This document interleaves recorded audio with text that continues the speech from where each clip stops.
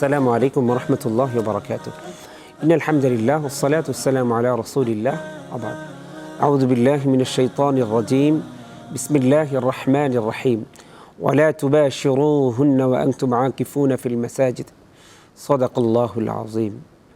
সুপ্রিয় দর্শক, কাছে কিংবা দূরে, দেশে কিংবা প্রবাসে, শহরে কিংবা গ্রামে, যেখান থেকেই আপনাদের প্রিয় চ্যানেল দীপ্ত টেলিভিশনে পলিকেবলস নিবেদিত সুবহে সাদিক, powered by Beacon pharmaceuticals limited, co sponsor by Islami bank Bangladesh PLC, যারা আমাদের আজকের অনুষ্ঠানকে দেখছেন সবাইকে সুস্বাগতম। প্রিয় দর্শক, আপনারা জেনে থাকবেন যে এই শুভক্ষণে আমরা প্রতিদিন জীবন ঘনিষ্ঠ একটি বিষয় নিয়ে আমরা আলোকপাত করে থাকি। আজকে এর ব্যতিক্রম ঘটবে না। আজকে আমাদের যে বিষয় নিয়ে আমরা আলোচনা করার জন্য আমরা স্টুডিওতে বসেছি, আপনাদের অত্যন্ত গুরুত্বপূর্ণ বিষয় এতেকাফের বিষয়। এতেকাফ বিষয়ে আমাদেরকে গুরুত্বপূর্ণ মেসেজ দেওয়ার জন্য, গুরুত্বপূর্ণ বিষয়গুলো আমাদেরকে জানানোর জন্য আমরা দুজন অতিথিকে আমন্ত্রণ জানিয়েছি। চলুন আমরা তাদের সাথে আপনাদেরকে পরিচয় করিয়ে দিই। আজকের স্টুডিওতে আমন্ত্রিত যে দুজন অতিথি আছে আপনাদের সাথে পরিচয় করে দিব বিজ্ঞ আলেমে দ্বীন, ইসলামিক স্কলার্স। প্রথমেই যার সাথে পরিচয় করে দিব জনাব মুফতি আলমগীর হুসাইন আনসারী, অধ্যক্ষ মাজিনা আহমদিয়া ফাজিল মাদ্রাসা নারায়ণগঞ্জ। আসসালামু আলাইকুম ওয়া রাহমাতুল্লাহ। ওয়ালাইকুম আসসালাম ওয়া রাহমাতুল্লাহি ওয়া বারাকাতুহু। আরেকজন যিনি আছেন বিদগ্ধ আলেমে দ্বীন মাওলানা রফিকুল ইসলাম চরপলাশী, মুফাসসির কোরআন, কিশোরগঞ্জ। আসসালামু আলাইকুম ওয়া রাহমাতুল্লাহি ওয়া বারাকাতুহু। ওয়ালাইকুম আসসালাম ওয়া রাহমাতুল্লাহি ওয়া বারাকাতুহু। মুহতারাম, আপনারা আশা করি ভালো আছেন। আমরা আজকে আমাদের একটি জীবনের অত্যন্ত গুরুত্বপূর্ণ বিষয়, পবিত্র মাহে রমাদানের অত্যন্ত গুরুত্বপূর্ণ একটি বিষয় নিয়ে আলোচনা করার জন্য আপনাদেরকে আমরা আমাদের আজকের সুবহে সাদিকের স্টুডিওতে আমন্ত্রণ জানিয়েছি। আমরা আর কথা না বাড়িয়ে আমরা আমাদের প্রশ্নে চলে যাব ইনশাআল্লাহ। জনাব মুফতি আলমগীর হুসাইন স্যার, আমরা আজকে প্রথমেই যে বিষয় নিয়ে আলোচনা করতে চাই এবং যে বিষয়টা আমরা আজকে প্রথমেই উঠিয়েছি সেটা হচ্ছে আমরা ইতিকাফ সম্পর্কে জানতে চাই। আমরা একটা আয়াতে কারিমা পড়েছি, আমরা সেই আয়াতে কারিমার তাফসির এবং আল্লাহ রাব্বুল আলামিন এবং রাসূলুল্লাহ সাল্লাল্লাহু আলাইহি ওয়াসাল্লামের যে সুন্নাহ ইতিকাফটা আছে এটা আমরা কিভাবে পালন করতে পারি এবং এটার দ্বারা আমাদের কি কি ফায়দা আছে, প্লিজ আমাদেরকে বলবেন। বিসমিল্লাহির রহমানির রহিম। নাহমাদুহু ওয়া নুসাল্লি আলা রাসূলিহিল কারীম, আম্মা বা'দ। ফাআউযু বিল্লাহি মিনাশ শাইতানির রাজীম। বিসমিল্লাহির রহমানির রহিম। ওয়ালা তুবাশিরুহুন্না ওয়া আনতুম আকিফুনা ফিল মাসাজিদ। আল্লাহ সুবহানাহু ওয়া তাআলা মহাগ্রন্থ আল কোরআনে ইরশাদ করেছেন, তোমরা ইতিকাফ অবস্থায় স্ত্রী সঙ্গ দিও না। এই আয়াতের আলোকে সহিহ বুখারী কেতাবুস সিয়ামের মধ্যে রসুল আরবি সাল্লাল্লাহু আলাইহি ওয়াসাল্লাম এর ব্যাখ্যা করে অনেকগুলো হাদিস এনেছেন। সেই হাদিসগুলোর মধ্যে একটি হাদিস এরকম হুবহু, তাহাররাও লাইলাতুল কদরে ফিল আশরিল আওয়াখির মিন রমাদানা, রাওয়াহুল বুখারী। এই আয়াতকে আবর্তন করে অনেকগুলো হাদিসের মধ্যে একটি হাদিস বিশেষভাবে পরিনিধানযোগ্য, সেটি হচ্ছে রসুল আরবি সাল্লাল্লাহু আলাইহি ওয়াসাল্লাম বলেছেন, তোমরা রমজানের শেষ দশকে লাইলাতুল কদর তালাশ করো। এই জায়গায় তিনটি জিনিস, একটা হচ্ছে, এক নাম্বার হচ্ছে আপনার মাহে রমাদান, দুই নাম্বার হচ্ছে লাইলাতুল কদর, তিন নাম্বার হচ্ছে ইতিকাফ। এই ইতিকাফকে আবর্তন করেই মূলত লাইলাতুল কদর, অর্থাৎ লাইলাতুল কদর যেন ছুটে না যায় সেই জন্য রাসূল আরবি সাল্লাল্লাহু আলাইহি ওয়াসাল্লাম কখনো জীবনে ইতিকাফকে ছেড়ে দেন নাই। রাসূল সাল্লাল্লাহু আলাইহি ওয়াসাল্লাম যে কতগুলো আমল কখনো ছেড়ে দেননি তার মধ্যে এক নম্বর হচ্ছে ইতিকাফ। কেন ছেড়ে দেননি? কারণ লাইলাতুল কদর হচ্ছে রমজানের শেষ দশকে, আর রমজানের শেষ দশকে লাইলাতুল কদর তালাশ করতে হবে। লাইলাতুল কদর হচ্ছে রমজানের 20 পর থেকে 30 রমজানের আগ পর্যন্ত প্রত্যেকটি রাত একটি রয়াত। আরেকটি হচ্ছে 21, 23, 25, 27, 29। আরেকটি রিওয়ায়াত হচ্ছে 27 তারিখ, আরেকটি রিওয়ায়াত হচ্ছে 29 তারিখ। এখন লাইলাতুল কদর যে রাত্রিতেই হোক না কেন, একজন মানুষ যখন ইতিকাফ করে তখন সে সারা রাত ইবাদত বন্দিগিতে কাটায়, আর যখন সারা রাত ইবাদত বন্দিগিতে কাটায় সে নিশ্চিত সবে কদর পেয়ে যায়। রাসূল আরবি সাল্লাল্লাহু আলাইহি ওয়াসাল্লাম বলেছেন, মান কামা লাইলাতুল কদরে ঈমানান ওয়া ইহতিসাবা গুফিরা লাহু মা তাকাদ্দামা মিন যামবিহি অমান সামা রমাদানা ঈমানা ওয়া ইহতিসাবা গুফিরা লাহু মা তাকাদ্দামা মিন যামবিহি অমান কামা লাইলাতাল কদর ঈমানা ওয়া ইহতিসাবা গুফিরা লাহু মা তাকাদ্দামা মিন যামবিহি। এখানে তিনটি কথা আছে, মান কামা শাহর রমাদান, মান কামা রমাদান, যে ব্যক্তি রমজান মাসে কিয়ামুল লাইল করে, অমান সামা, যে ব্যক্তি রোজা রাখে, আর স্পেসিফিক বলেছে মান কামা লাইলাতুল কদরে, যে ব্যক্তি লাইলাতুল কদরে কিয়ামুল লাইল করে। কিয়ামুল লাইল মানে হচ্ছে রাত্রি জাগরণ, এটা হলো পূর্ণাঙ্গ অর্থ, অর্থাৎ শবে সাদেকের আগ পর্যন্ত সূর্যাস্তের পর থেকে শুরু করে গোটা রাতে ইবাদতের মধ্যে কাটিয়ে দেওয়া, এর নাম হচ্ছে কিয়ামুল লাইল। হ্যাঁ, কিয়ামুল লাইল মানে তাহাজ্জুদ, কিয়ামুল লাইল মানে তারাবির নামাজ, কিয়ামুল লাইল মানে রাত্রি জাগরণ, কিয়ামুল লাইল মানে ইবাদত বন্দিগির মধ্য দিয়ে রাত্রি যাপন, কিন্তু পরিপূর্ণ হক আল মোতলাকু ইজা উতলিকা ইউরাদু বিহিল ফরদুল কামেল, মোতলাককে মোতলাক রাখে পূর্ণ অর্থ বোঝায়, তার মানে পূর্ণ রাত। লাইলাতুল কদর মানে পূর্ণ রাত, তার মানে হচ্ছে মাগরিবের আজান থেকে শুরু করে ফজরের আজান পর্যন্ত সারা রাত ইবাদতের নাম হচ্ছে কিয়ামুল লাইলাতুল কদর, লাইলাতুল কদরে কিয়াম করা।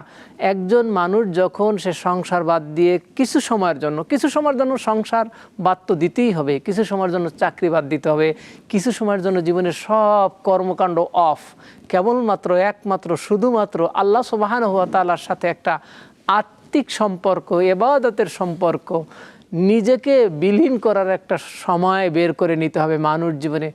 দেখুন, আপনি যখন অসুস্থ, আমরা আবারও ইনশাআল্লাহ আপনার কাছে ফিরবো। আমরা আমাদের আরেকজন যিনি অতিথি আছেন, আমরা স্যারের কাছে চলে যাব। স্যার, আপনি আমাদেরকে মুতাকিফিন যারা থাকেন, যারা ইতিকাফরত অবস্থায় থাকেন, তাদের করণীয় বর্জনীয় বিষয়গুলো যদি একটু বলেন। আউযু বিল্লাহি মিনাশ শাইতানির রাজিম, বিসমিল্লাহির রহমানির রহিম। ইন্না আনজালনাহু ফি লাইলাতিল কদর ওয়া মা আদরাকা মা লাইলাতুল কদর লাইলাতুল কদর খায়রুম মিন আলফি শাহর। আল্লাহ রাব্বুল আলামিন কোরআনে কারিমের মধ্যে বলেন যে নিশ্চয়ই আমি কদরের রাত্রিতে কোরআনে কারিম নাজিল করেছি।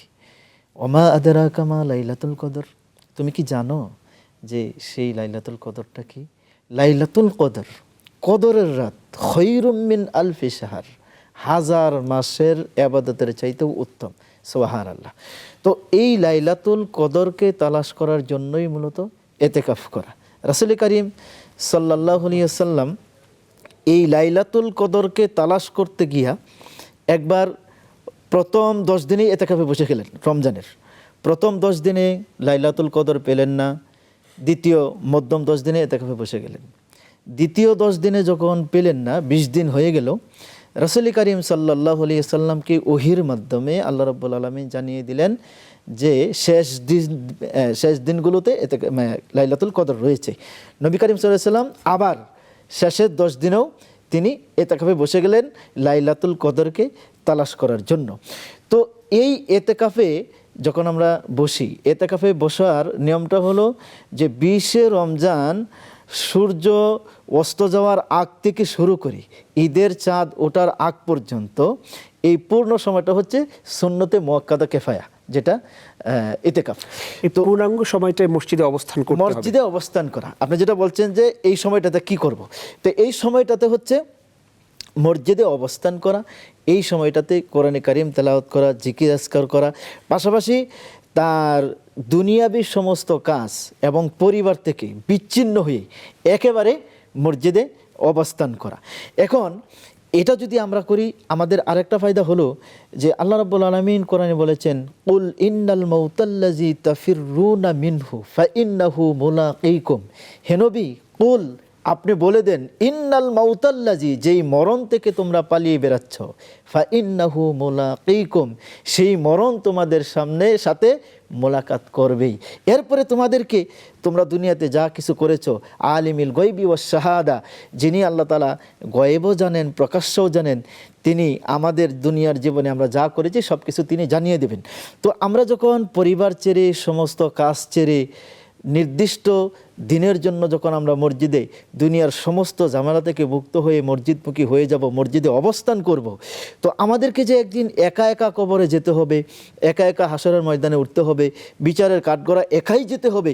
এতেকাফের মাধ্যমে কিন্তু এই 10 দিন এতেকাফের মাধ্যমে কিন্তু এই একা থাকার একটা অভ্যাস কিন্তু, এই যে মরার সময় একাই সব কিছু করতে হবে, এর একটা অভ্যাস কিন্তু আগেই আমাদের হয়ে যাচ্ছে। এরপরে দেখেন আল্লাহ রাব্বুল আলামিন আরেকটা আয়াতে বলেছেন, ইয়াউমা ইয়াফিরুল মারউ মিন আখিহি ওয়া উম্মিহি ওয়া আবিহি ওয়া সাহিবাতিহি ওয়া বানিহি।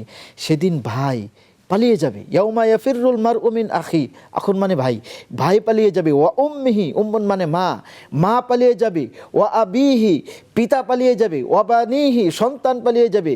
ওয়া সাহিবাতিহি, তার স্ত্রী পালিয়ে যাবে। সবাই যখন পালিয়ে যাবে, তো সবাইকে আগেই এতেকাফের মাধ্যমে আগেই সবাইকে ছেড়ে আল্লাহমুখী হওয়ার একটা বিরাট একটা সুযোগ আমরা পেয়ে যাচ্ছি। এবং লাইলাতুল কদরটা যে ব্যক্তি পেয়ে যাবে, রাসূল করিম সাল্লাল্লাহু আলাইহি ওয়াসাল্লাম বনে ইসরায়েলের একজন ব্যক্তির কথা আলোচনা করছেন সাহাবায়ে কেরামদের সামনে। তো বনে ইসরায়েলের এই ব্যক্তি একটানা 83 বছর 4 মাস রাতের বেলা নামাজ পড়তেন, দিনের বেলা রোজা রাখতেন এবং আল্লাহর রাস্তায় জিহাদ করতেন। তো সাহাবায়ে কেরাম এটা শুনে আশ্চর্য হলেন। তখন আল্লাহ রাব্বুল আলামিন এই সূরা কদর নাজিল করে সান্ত্বনা দিলেন যে এই বনে ইসরায়েলের ওই ব্যক্তি একটানা 83 বছর সারা রাত নামাজ, সারাদিন রোজা, আবার আল্লাহর রাস্তায় জিহাদ করে যে সব পেয়েছে, শুধুমাত্র কদরের রাত খৈরুম মিন আলফি শাহর, 1000 মাসের চাইতেও, অর্থাৎ 83 বছর 4 মাসের সৎ কাজ, 83 বছর 4 মাসের এবাদতের চাইতেও এই একটা রাতের সৎ কাজ এবং এবাদত মূল্য তার চেয়ে অনেক বেশি। সুবহানাল্লাহি ওয়া বিহামদিহি। তো এরপরে যদি আমরা এটা করতে না পারি, একটানা 10 দিন, যেটা 20 রমজান থেকে চাঁদ ওঠা পর্যন্ত, এটা একটানা যদি না করতে পারি, সুন্নতে মুআক্কাদা কিফায়া যেটা, তাহলে নফল এতেকাফেরও সুযোগ রয়েছে। হাদিসে আসছে যে কেউ যদি একদিন এতেকাফ করে, যেটা নফল একদিন করা যায়, 2 দিন করা যায়, 5 দিন, 7 দিন, যার যতটুকু সময় বেছে নেওয়া বের করা যায়। তো একদিন কোনো ব্যক্তি যদি এতেকাফে বসে একদিনের জন্য, হাদিসে আসছে যে তার আমল নামায় তার থেকে জাহান্নাম 3 কন্দক দূরে চলে যাবে। এক কন্দকের পরিমাণ হচ্ছে দুনিয়া থেকে আসমান। দুনিয়া থেকে আসমান যতটুকু দূরত্ব, এক কন্দকের দূরত্ব হচ্ছে এতটুকু। তো একদিন এতেকাফের কারণে জাহান্নাম তার থেকে এরকম 3 খন্দক দূরে চলে যাবে। দেখুন, অথচ রমজানের শেষের দিনগুলো কিন্তু গুরুত্বপূর্ণ বেশি। আমরা জানি যে একজন সাহাবী দরজা লাগিয়ে ঈদের দিন সকালবেলা দরজা লাগিয়ে কান্নাকাটি করছেন। ঈদের দিন চাঁদ উঠে গেছে, সবাই নতুন জামা পরেছে, আনন্দ করবে। তো তিনি দরজা লাগিয়ে যখন কান্নাকাটি করছেন, তো লোকেরা ওনাকে জিজ্ঞেস করলো যে আজকে তো খুশির দিন, আনন্দের দিন, তো আপনি কেন কান্নাকাটি করছেন? তো উনি বলছেন যে নবীজি বলেছেন, যে ব্যক্তি রমজান মাস পেল অথচ জীবনের গুনাহগুলো মাফ করাতে পারলো না, সে বড় হতভাগা, সে ধ্বংস হয়ে যাক। কিন্তু আমার গুনাহ, রমজান যে চলে গেল, আমার গুনাহ মাফ হলো কিনা সেটা তো আমি জানি না। এই বয়ে আজকে আনন্দের দিন, খুশির দিন তো তার জন্য যে জানতে পেরেছে তার গুনাহ মাফ হয়ে গেছে, কিন্তু আমার গুনাহ মাফ হলো কিনা এটা তো আমি জানি না। রমজানের শেষের দিনগুলোতে গুনাহ মাফের জন্য, কান্নাকাটির জন্য, এতেকাফের জন্য সবচেয়ে বেশি জরুরি হচ্ছে শেষের দিনগুলো, কিন্তু আমরা কেনাকাটা নিয়ে ব্যস্ত, আমরা মার্কেট নিয়ে ব্যস্ত। মুহতারাম, আমরা আপনার কাছে আবারও ফিরব। স্যার, আমরা আপনার কাছ থেকে কিছু প্রশ্ন নিব। আমরা জানতে চাচ্ছি, আমাদের এতেকাফের মাধ্যমে আমাদের যে পরিশুদ্ধতা অর্জন হচ্ছে, আমাদের জীবনে যে পরিশুদ্ধতা অর্জন হচ্ছে, এবং আল্লাহর নৈকট্য আমরা কিভাবে লাভ করতে পারবো এতেকাফের মাধ্যমে? যে শুধু আমরা পরিশুদ্ধই হব, নাকি আল্লাহর নৈকট্য লাভ করব? যদি আমরা পরিশুদ্ধ হই এবং আল্লাহর নৈকট্য লাভ করি, আমরা কিভাবে করতে পারবো? দেখুন, দুটো জিনিস, একটা আল্লাহর নৈকট্য আর একটা হলো পরিশুদ্ধ।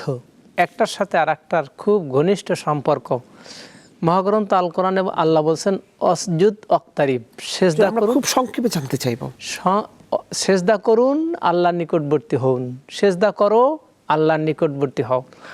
অন্যত্র আল্লাহ বলছেন কদ আফলাহা মান তাযাক্কা ওয়া যাকারা ইসমা রাব্বিহি ফাসাল্লা বাল তুসিরুনাল হায়াতাদ দুনিয়া ওয়াল আখিরাতু খায়রুন ওয়া আবকা। এখানে আল্লাহ তাআলা আত্মশুদ্ধির কথা বলেছেন। আত্মশুদ্ধি হচ্ছে আপনার আমার অন্তঃকরণকে পরিশুদ্ধ করা।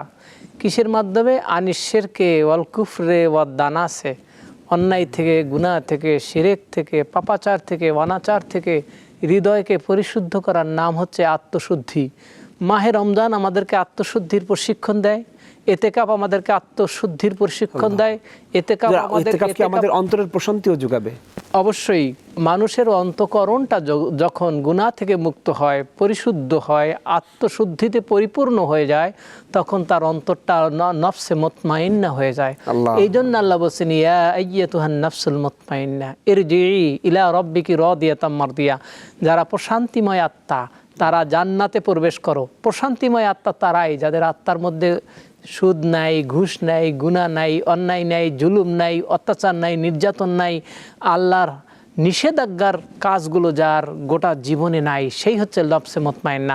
আর তার জন্য আপনাকে অসংখ্য ধন্যবাদ, অসংখ্য ধন্যবাদ। তার মানে আমরা জানতে পারলাম ইতিকাফের মাধ্যমে আমাদের তাকওয়া অর্জন হবে, আমাদের আল্লাহর নৈকট্য এবং আমাদের আত্মা পরিশুদ্ধ হবে, এবং আখিরাতের যে একটা প্রস্তুতি আছে সেটাও আমাদের গ্রহণ করা হবে। আপনাদেরকে অসংখ্য ধন্যবাদ আমাদের সাথে আজকের এই গুরুত্বপূর্ণ এপিসোডে থাকার জন্য এবং গুরুত্বপূর্ণ আলোচনা করার জন্য। ইতিকাফ বিষয়ে আমাদেরকে জানানোর জন্য, আমাদের করণীয় বর্জনীয় বিষয়গুলো আমাদেরকে জানিয়ে আপনারা অনেক বেশি উপকৃত করেছেন। আমি এবং সুপ্রিয় দর্শক যারা আছেন, আমরা যারা ইতিকাফ করব, আমাদের সকলের জন্য আপনাদের এই গুরুত্বপূর্ণ নসিহাগুলো আমাদের জন্য পাথর হয়ে থাকবে। আপনাদেরকে অসংখ্য মোবারকবাদ। প্রিয় দর্শক, আপনারা দেখছিলেন আপনাদের প্রিয় চ্যানেল দীপ্ত টেলিভিশনের পর্দায় পলিকভেজ নিবেদিত সুবহে সাদিক, powered by Beacon pharmaceuticals limited, co sponsor by Islami bank Bangladesh PLC. আবারও দেখা হবে কোনো পর্বে। থাকুন সে পর্যন্ত নিরাপদে, সুস্থ থাকুন, ভালো থাকুন। আসসালামু আলাইকুম ওয়া রাহমাতুল্লাহি ওয়া বারাকাতুহু।